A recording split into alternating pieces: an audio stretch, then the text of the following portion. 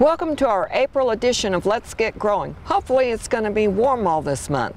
This month there's plenty you can plant in the landscape, so remember your warm season annuals and ground covers. Perennials can go out at this time too.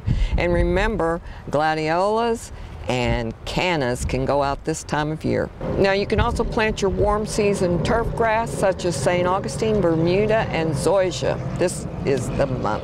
Now starting in mid-April, when you see those night temperatures at 65 to 70 degrees continually or consistently, then you can plant Bermuda grass seed and have it germinate.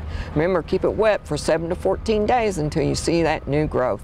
In early April, you can plant this long list of vegetables. Now in late April, plant this list of vegetables, and remember, you can still have a viable garden. Now prune your spring blooming shrubs and vines after they've finished blooming. And remember to let that foliage die on the spring blooming bulb so that all the nutrients go back in the bulb and you'll have flowers next spring. Shade trees can still be pruned this month, but remember, if you're pruning on your oak trees, we want to paint those cuts. It doesn't matter what time of year, paint your oak tree cuts. Make a cut, paint a cut. Also fertilize your azaleas this month according to what your soil test says. On these mild, moist spring days, you're going to develop powdery mildew. And just check your roses, your vegetables, and if you have powdery mildew, all you need to do is use some insecticidal soap.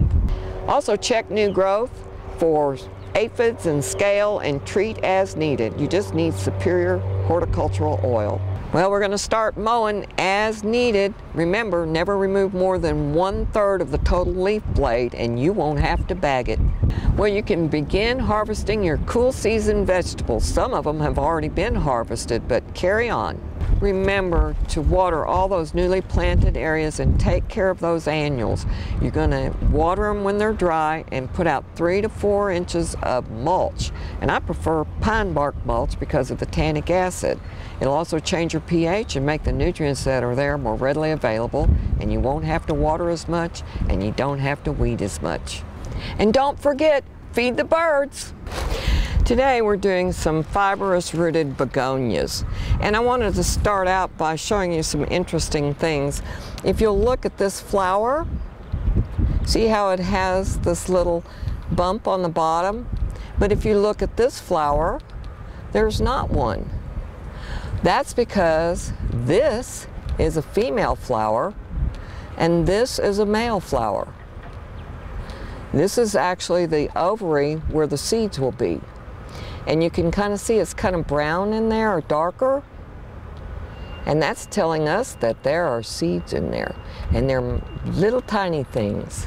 Because they're so tiny, it's really hard to get them to germinate.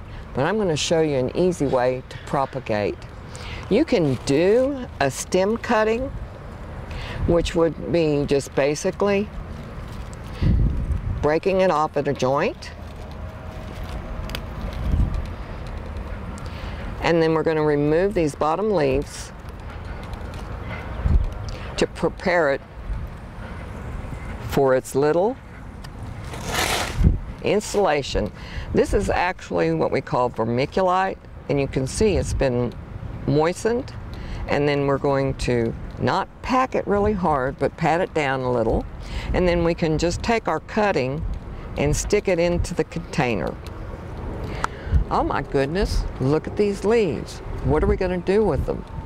Well, guess what? We can make new plants out of these also. We're just going to make a little hole. And we're going to make sure that we plant this little area where the stem hits the leaf in the soil. Nestle it down in there. And then put your soil around it or your vermiculite. The reason we use vermiculite is it is sterile. And so we have a sterile environment and we won't get any fungal infections on our cuttings.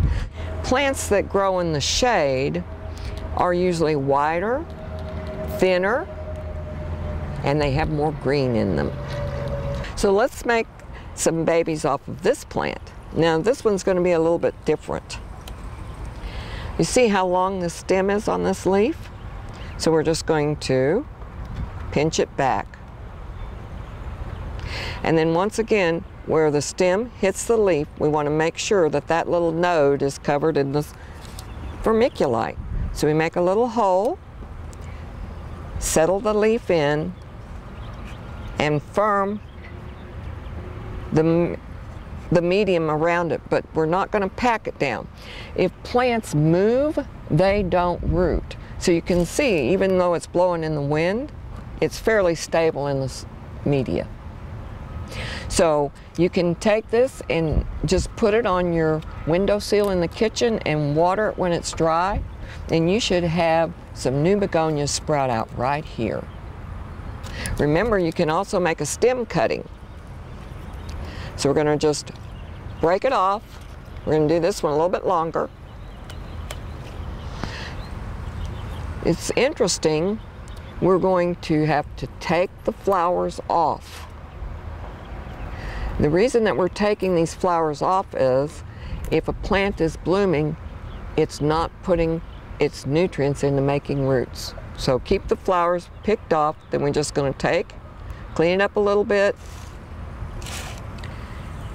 and stick it in to the media. Firm it a little bit. And remember, if they start to wilt, you can mist them, but begonias like to be a little dry. So don't keep these too wet and just watch them. It's going to take more time for the leaves to root than it will for the stem cuttings. But give them at least a month and up to 3 months on the leaves. Remember, they grow in spite of us, not because of us, and leave them alone. Water them when they're dry. You're going to have new begonias.